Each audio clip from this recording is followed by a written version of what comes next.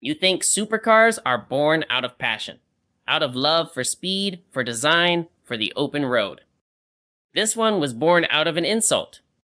In the early 1960s, a wealthy Italian industrialist owned one of the most desirable cars on the planet, a Ferrari, and it kept breaking down.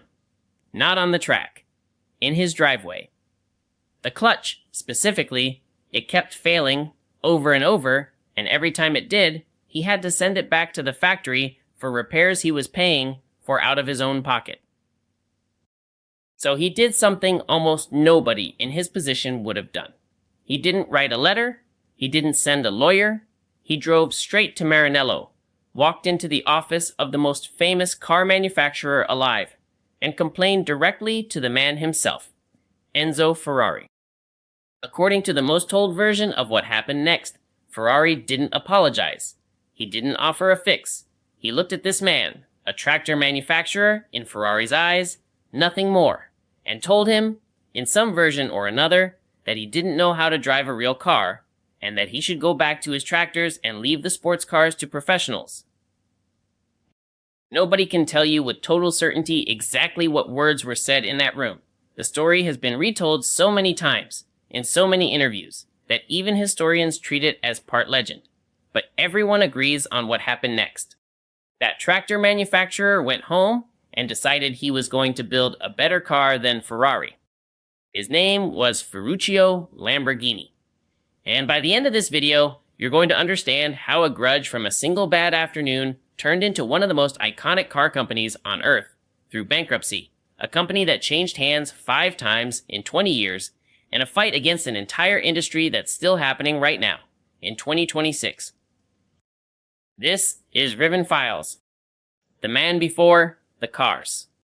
Here's what most people get wrong about this story. They imagine some young dreamer with nothing to lose, taking a gamble on a garage project. That's not who Ferruccio Lamborghini was. He was born in 1916 in a small farming village in northern Italy to parents who grew grapes for a living. As a kid, he wasn't interested in the vineyard. He was interested in the machines.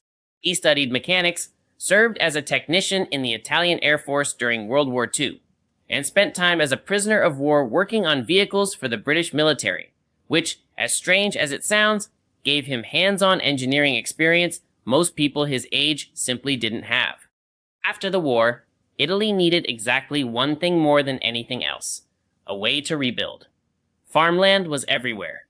Working tractors were not. So Ferruccio did something clever. He bought up leftover military vehicles, stripped them down, and rebuilt their engines into cheap, reliable tractors for local farmers. It worked. By 1948, he had founded his own company, Lamborghini Trattori, and it grew fast. Within a few years, he wasn't just successful, he was one of the wealthiest men in the region. He expanded into heating systems, air conditioning equipment. By the time he was in his early 40s, Ferruccio Lamborghini could afford basically any car he wanted. And he wanted a lot of them. Alfa Romeos, a Maserati, a Mercedes, and eventually a Ferrari. This is the part that matters. Ferruccio wasn't chasing a dream when he confronted Enzo Ferrari. He was already one of the richest industrialists in Italy.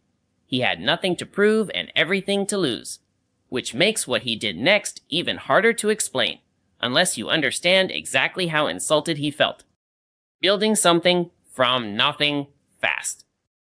In May of 1963, Ferruccio founded Automobili Lamborghini in Sant'Agata Bolognese, a town so close to Ferrari's own factory in Maranello that the rivalry practically had a return address. Now here's where the popular version of this story usually goes wrong, and it's worth getting right, because the real version is actually more interesting. You'll hear it told that Ferrari's own top engineers walked straight out of Maranello and into Lamborghini's new factory, defecting on the spot to help Ferruccio build his revenge machine. That's not quite what happened.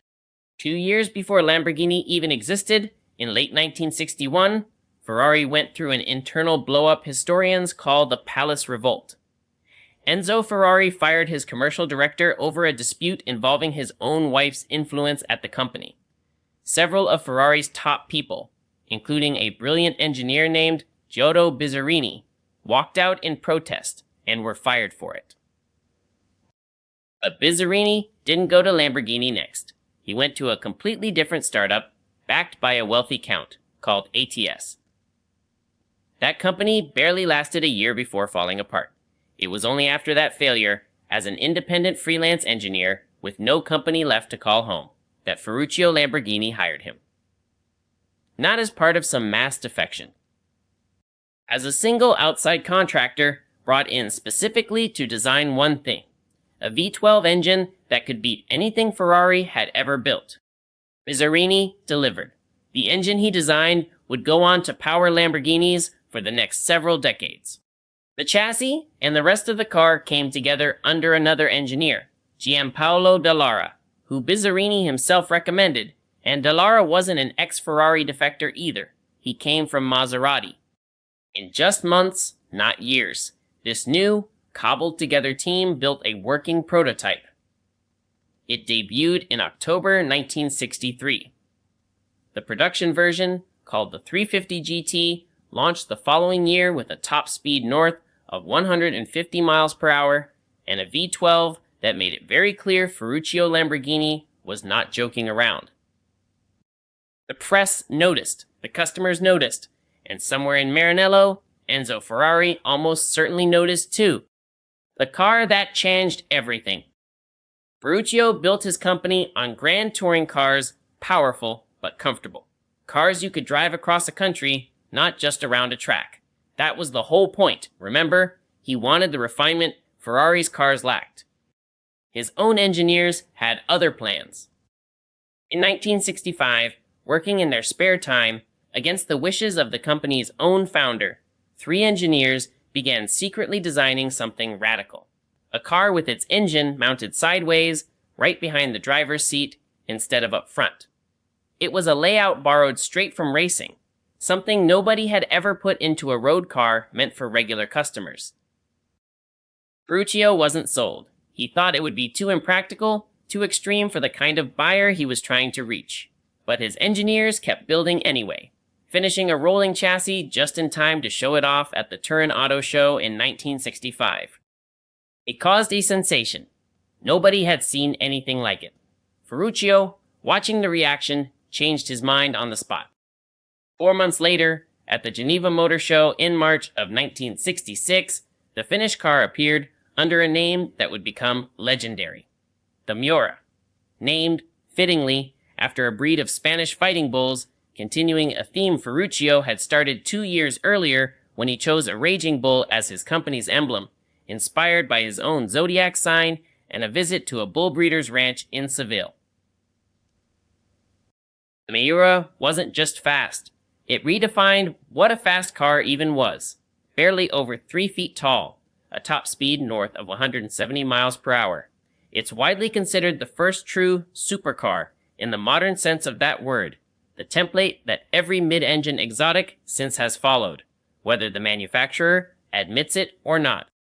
Roughly 760 of them were built over the next several years, in 3 evolving versions, each one more powerful than the last. Rock stars bought them. Film stars bought them. It appeared in one of the most famous car chase openings in cinema history. The company that didn't exist 3 years earlier was now, unquestionably, one of the most desirable car brands on the planet.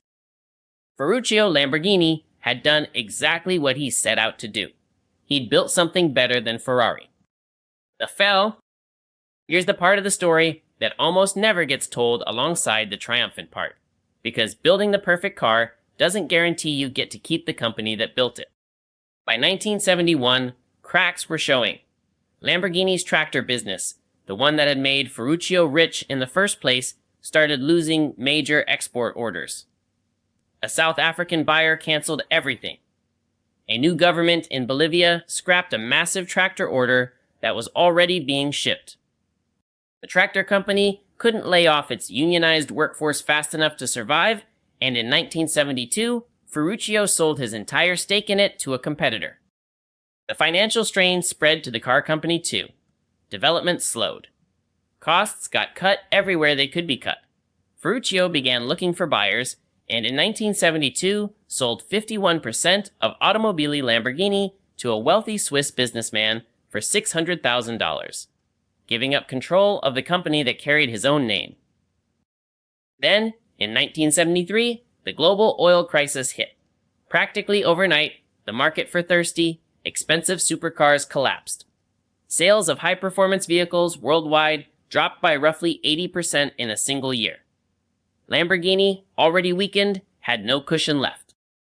By 1974, Ferruccio was done. He sold his remaining shares, walked away from the company entirely, and retired to a quiet estate to grow wine grapes, the same crop his parents had raised him around more than half a century earlier. Full circle in the strangest way possible. The company he left behind didn't fare much better without him. In 1978, Automobili Lamborghini formally went bankrupt. Italian courts took over, searching for someone, anyone, willing to save it. 5 owners in 20 years. What happened over the next 2 decades reads less like a business case study and more like a company being passed around a card table. In 1980, 2 Swiss brothers bought the bankrupt company for $3 million and helped stabilize it, expanding the lineup. Then, in 1987, they sold it to the Chrysler Corporation, an American company of all things, now owning one of Italy's most fiercely independent supercar brands. Under Chrysler, Lamborghini finally launched the Diablo in 1990, a car whose design had gone through so many revisions across so many corporate owners that even its own designer was reportedly unhappy with the final result. Still, it became the first Lamborghini ever to break 200 miles per hour. Chrysler didn't hold on for long either. By 1994, it sold Lamborghini to a pair of Malaysian and Indonesian investment groups. 4 years after that, in 1998, those groups sold it again, this time to the Volkswagen Group, which placed the brand under the control of its Audi division. 5 owners, 20 years, a bankruptcy, and somehow, through all of it, the cars never stopped being extraordinary. The comeback nobody expected. Here's the twist nobody saw coming. The German ownership that so many purists worried would sand down Lamborghini's wild Italian edge is the exact thing that saved it. Audi brought something Lamborghini had never really had in its entire history: financial stability and engineering discipline. The Murcielago arrived in 2001, but the real turning point came 2 years later, in 2003, with a smaller, more attainable model called the Gallardo. The Gallardo is, without much argument, the single car credited with saving Lamborghini's business. It sold in numbers the brand had genuinely never seen before. Over 900 units in its very first year alone. Roughly 3/4 of them to brand new customers who'd never owned a Lamborghini before. By the time production ended a decade later, Lamborghini had sold more cars under Audi's ownership than in the entire history of the company before it. The Aventador followed in 2011. The Huracan, the Gallardo's successor, in 2014. The Urus, Lamborghini's first SUV, something Ferruccio himself likely never imagined, launched in 2018, and, somewhat controversially, became one of the best-selling vehicles in the company's history. The fake continues, right now. In 2025, Lamborghini posted the best year in its entire history. Over 3.2 billion euros in revenue. More than 10,700 cars delivered, a record. And in early 2026, the current CEO, Stefan Winkelmann, made an announcement that would have made Ferruccio Lamborghini proud in exactly the way you'd expect. While the rest of the auto industry races toward fully electric vehicles, Lamborghini quietly shelved its planned all-electric model. Winkelmann told the press, bluntly, that demand for battery-powered supercars among Lamborghini's own customers was close to zero, and called a full electric supercar, for now, an expensive hobby. 63 years after a tractor manufacturer refused to accept no from the most powerful man in the industry and built something better out of pure spite, the company he founded is still refusing to do what everyone expects, still betting on its own instincts over the industry's momentum. Still, in its own way, telling somebody, "You don't understand what we're actually building here." Ferruccio Lamborghini never got a real apology from Enzo Ferrari. The two men, by most accounts, never spoke again after that meeting in Maranello. He didn't need one. Every Raging Bull badge on every Lamborghini ever built, 63 years and counting, is the apology he never got, engineered instead. This has been Riven Files.